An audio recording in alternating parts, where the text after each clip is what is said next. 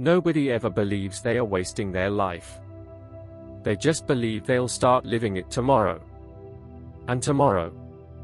And tomorrow. Until one day, tomorrow never comes.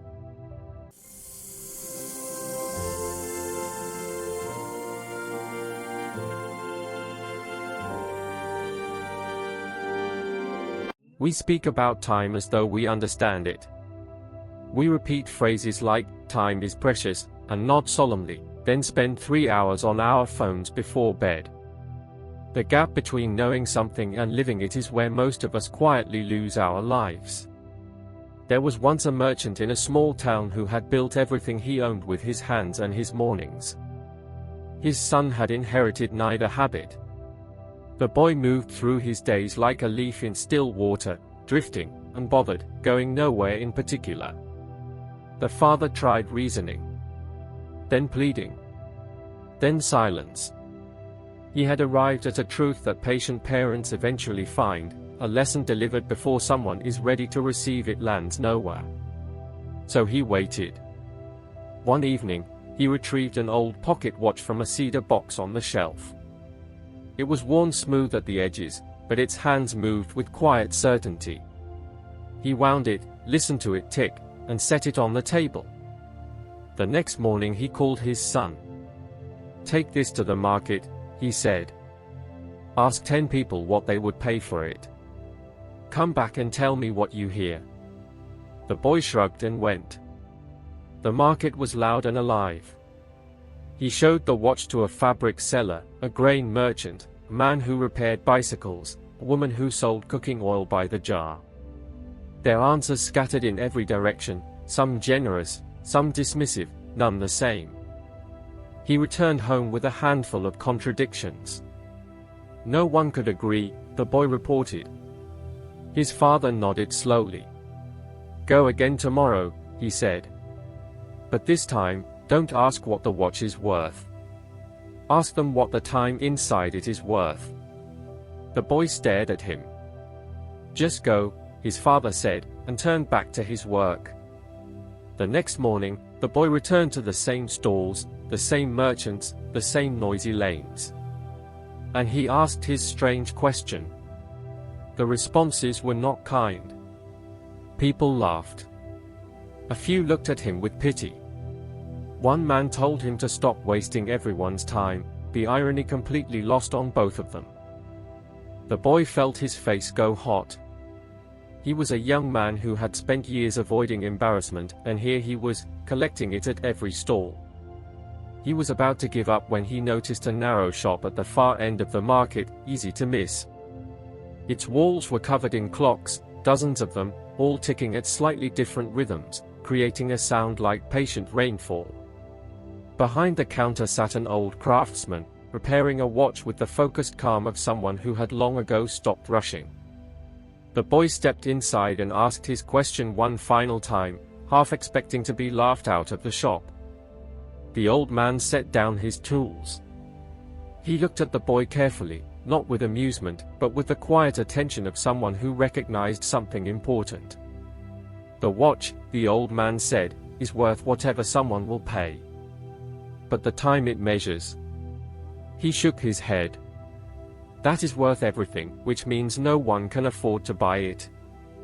He folded his hands on the counter. A man can lose his savings and earn them back. A farmer loses a harvest and plants again next season. A business burns down and may be rebuilt. But tell me, if you lose this morning, this hour, this very minute, what do you do to get it back? The boy said nothing. "Nothing," the old man said. "Because there is nothing to be done. It is simply gone." The shop held only the layered sound of ticking. "Here is what most people never understand," the old man continued. "Time is the only thing distributed perfectly equally.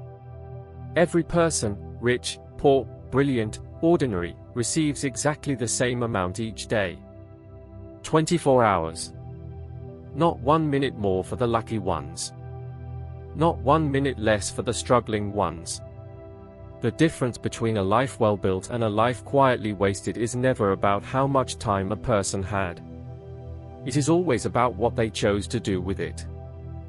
The boy stood there long after the words ended, feeling something shift in him, not loudly, not dramatically, but the way ice shifts in early spring.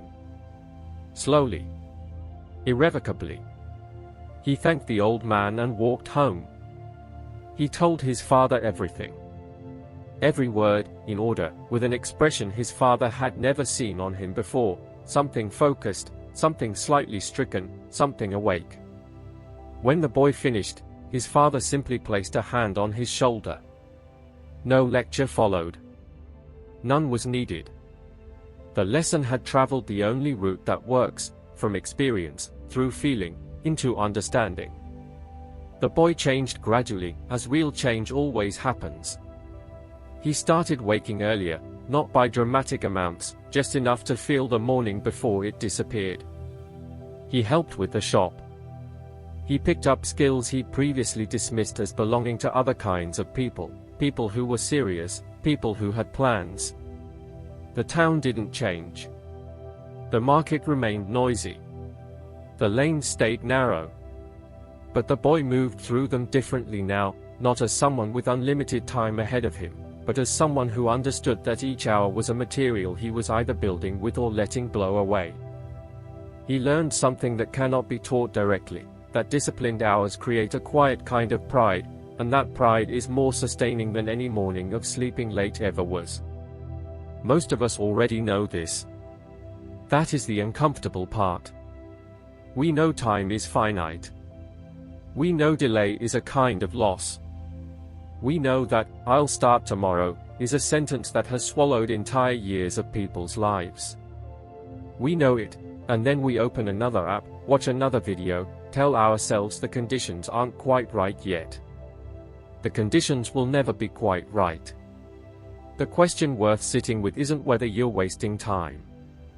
It's which hours, specifically, are slipping past you this week, and whether the thing you've been putting off deserves one of them starting today. Not tomorrow. Today carries its own 24. Spend them like they matter. Because they do, and they won't come back.